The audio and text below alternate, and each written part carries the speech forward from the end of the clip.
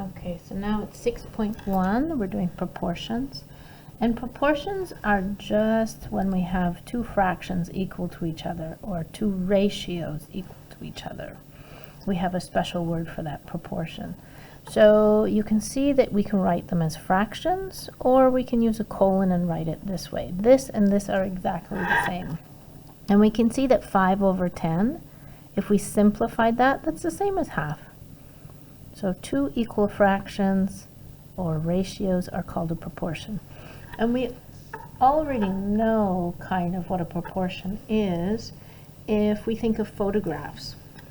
If I have this photograph of a young man, and it's 2 centimeters wide and 3 centimeters high, if I want to make it bigger, if I make this one 4 centimeters, multiply it by 2, I have to keep it in proportion and have this 6 centimeters, or he'll look funny. Okay? So when photographs are not in proportion, when they get bigger or smaller, you can tell. Okay? So that's the meaning of proportion with photographs. Okay? So before, when we had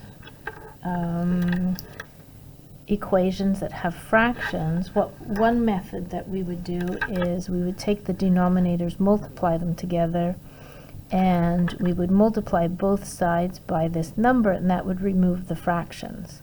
Now, we're not going to do it that way because there's a lot of you that learned how to do this with cross multiply. And I'll show you examples of cross multiply because many times you learned this method, so we'll do it this method, okay? I'll show examples. Okay. So,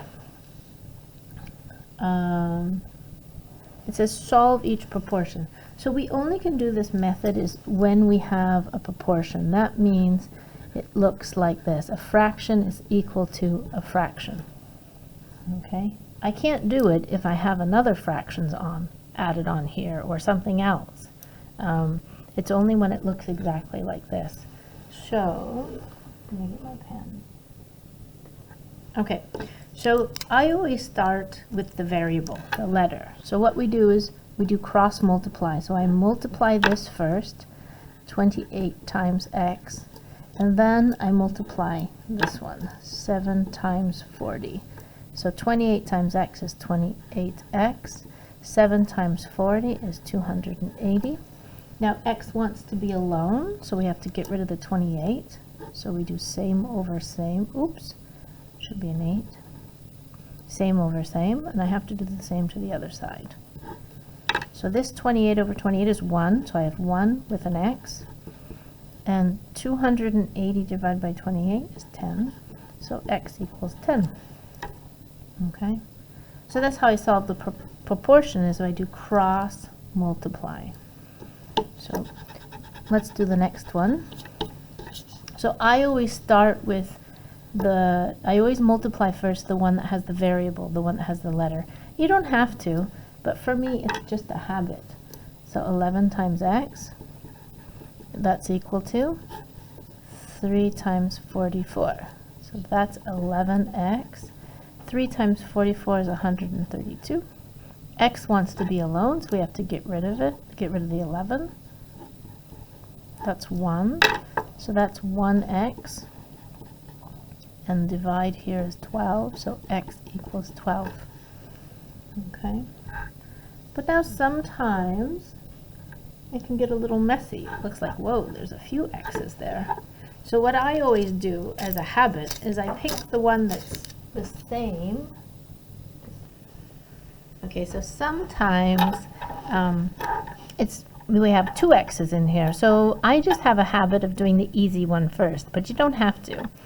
This one looks easier, so I'm going to go 6x multiplied by 3 equals 2 times all of this.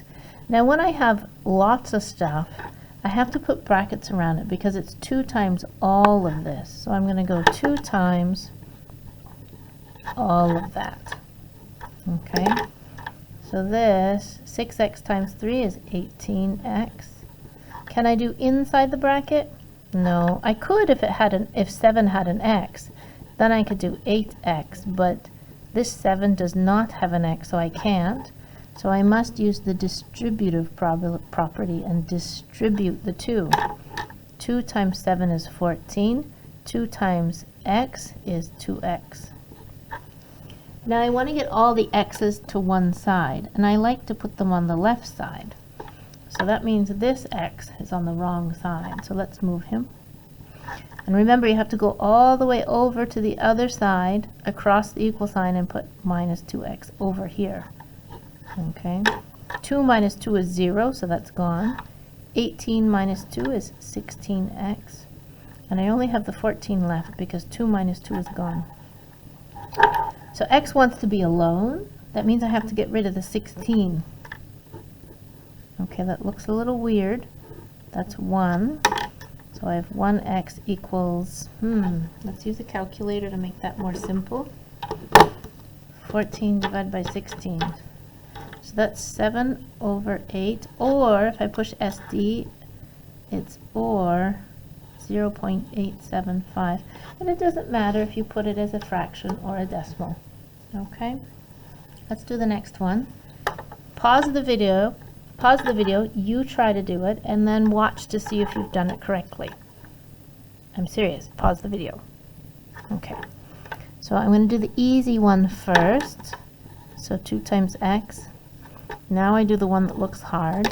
3 times all of this. 3 times all of this. And when there's lots of stuff, I put brackets around it. So that's 2x. I can't do inside the brackets because this 50, he doesn't have an x, so they're not like terms. So I'm going to have to distribute the 3 like that. Okay, so it's 3 times 50, which is 150. 3 times negative x, so I lose 3x. Now I like to put all my x's on the left side.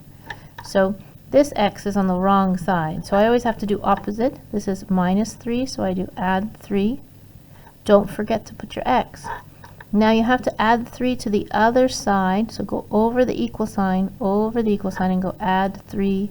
Don't forget your x. Okay.